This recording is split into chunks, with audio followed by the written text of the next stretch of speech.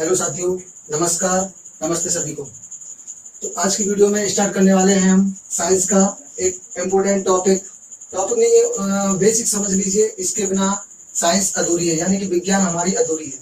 वो चाहे कौन सी भी विज्ञान हो, भौतिक विज्ञान हो, रसायन विज्ञान हो, चाहे जीव विज्ञान हो, वो तीनों विज्ञान इस ज्ञान के बिना अधूरी है, ये समझ लीजिए। जो मैं अभी जो टॉपिक बताने जा रहा हूँ वो बहुत इम्पोर्टेंट टॉपिक है, बेसिक है। तो सबसे पहले जानेंगे पदार्थ क्या है, कि पदार्थ किसे कहते हैं। तो चलिए हेडिंग डाल देते हैं, पदार्थ।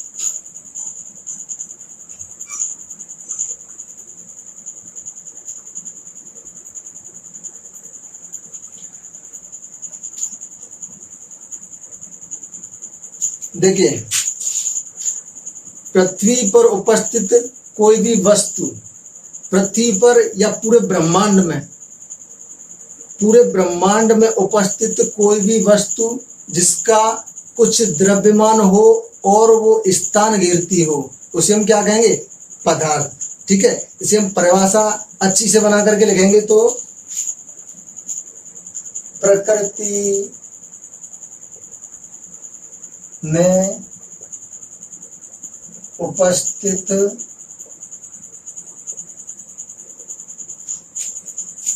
प्रत्येक वस्तु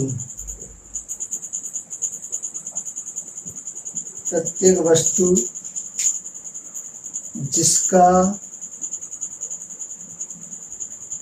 कुछ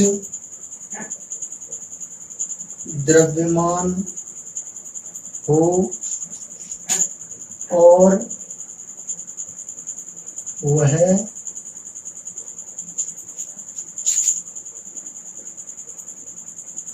स्थान घेरती हो, ठीक है, उसे पदार्थ कहेंगे। पदार्थ कहते हैं या पदार्थ कहलाता है। देखिए, हमारे आसपास जो कोई भी वस्तु है वो पदार्थ के रूप में ही मौजूद है। ठीक है, जैसे कि मेरे पास ये मार्कर है, वो किससे बने हुए हैं? प्लास्टिक से। ठीक है, प्लास्टिक वो क्या है?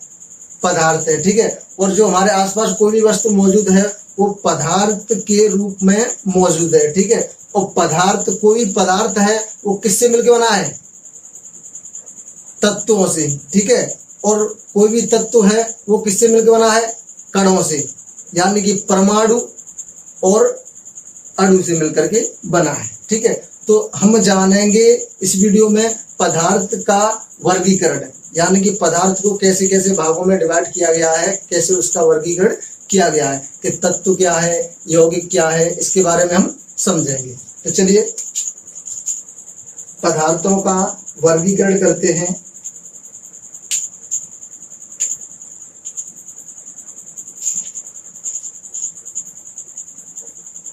पदार्थों का वर्गीकरण इंग्लिश में बोलते हैं classification of matter. Classification of matter. हम जानेंगे पदार्थ का वर्गीकरण कैसे कैसे किया गया। देखो, पदार्थ का वर्गीकरण दो आधार पर किया गया, एक भौतिक आधार पर और एक रासायनिक आधार पर। तो पहले हम जानेंगे कि भौतिक आधार पर वर्गीकरण कैसे हुआ।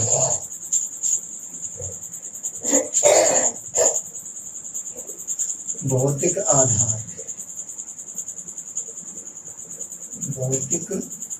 आधार पर वर्गीकरण और एक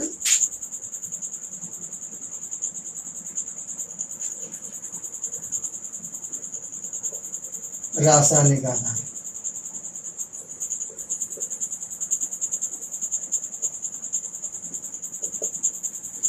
देखिए, भौतिक आधार क्या होता है? फिजिकल क्लासिफिकेशन, इंग्लिश में बोलते हैं फिजिकल क्लासिफिकेशन। फिजिकल क्लासिफिकेशन ठीक है, फिजिकल क्लासिफिकेशन। तो देखिए, भौतिक आधार, किसी पदार्थ का भौतिक गुणों के आधार पर वर्गीकरण भौतिक वर्गीकरण कहलाता है। समझ आ रहा है? किसी पदार्थ का भौतिक गुणों के आधार पर वर्गीकरण भौतिक वर्गीकरण कहलाता है। देखिए, अब भौतिक गुण किसे कहते हैं? भौतिक गुणों के आधार पर वर्गीकरण है ना, तो भौतिक गुण सबसे पहले जानेंगे कि भौतिक गुण क्या है। ठीक है, तो देखिए, भौतिक गुण उन्हें बोलते हैं पदार्थ के आकार, रंग, अवस्था जैसे गुणों को हम भौतिक गुण कहते हैं। देखिए,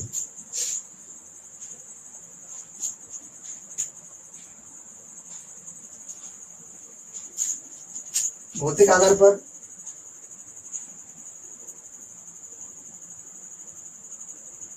तीन भागों में डिवाइड किया गया है।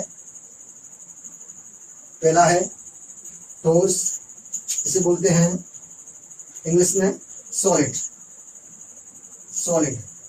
दूसरा है द्रव, इसे बोलते हैं लिक्विड, द्रव, लिक्विड। तीसरा है गैस, गैस। देखिए, अब इनकी हम विशेषताएं बताएंगे, ठोस, द्रव और गैस की। ठीक है, कि ठोस की हम पहचान कैसे करेंगे? वैसे तो पता है, जो ठोस का, देखिए, ठोस का आकार और आयतन दोनों निश्चित होते हैं। ठीक है,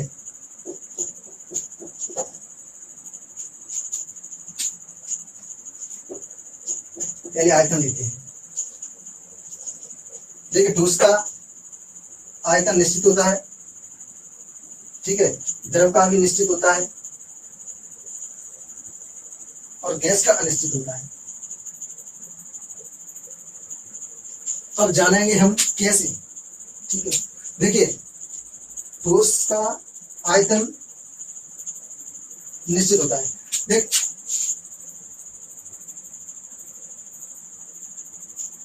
देखिए, अब आप कहेंगे कि आयतन किसे कहते हैं? आयतन क्या है? तो देखिए, जो कोई भी वस्तु ठोस हो या द्रव हो या गैस हो या कोई पदार्थ हो, और मैंने पहले ही पदार्थ की परिभाषा आपको बता दी है, जो स्थान घेरती है, जो स्थान घेरता है, कोई भी पदार्थ है अगर हम कहीं पर रखते हैं जमीन पे, तो वो कुछ स्थान घेरता है। ठीक है, अब वो स्थान घेरता है तो उसकी जो बिना वो जगह घेरता है ना, उसके माप कर सकते हैं, उसे हम आयतन कहते हैं। अब देखिए, ये मार्कर है, ठोस है, अब इसे हम कहीं पर रखेंगे तो ये कुछ स्थान घेरेगा कि नहीं घेरेगा? घेरेगा। तो जो ये एरिया कवर करेगा, जिसके माप लेंगे, वो हमारा आयतन कहलाएगा। ठीक है, तो हमारा ठोस का आयतन निश्चित होता है, द्रव का भी निश्चित होता है। देखिए, द्रव का आयतन कैसे निश्चित होता है? हमने 1 लीटर पानी को लीटर में लिया, अब उसको हमने बाल्टी में, 1 लीटर पानी को चाहे बाल्टी में डाल दो, चाहे किसी और बर्तन में डाल दो, चाहे उसे पेट में डाल दो, ठीक है, वो 1 लीटर ही रहेगा। इसलिए द्रव का आयतन निश्चित होता है। ठीक है, गैस का अनिश्चित होता है। गैस का कोई आयतन नहीं होता है। आप उसे चाहे छोटी सी डिब्बी में बंद कर सकते हैं या फिर पूरे कमरे में उसे खोल करके पूरे कमरे में फैला सकते हैं। ठीक है, समझ में आया कि नहीं? अब बात करते हैं आकार की। इसका आकार ठोस का निश्चित होता है, इसका अनिश्चित होता है और इसका अनिश्चित होता है।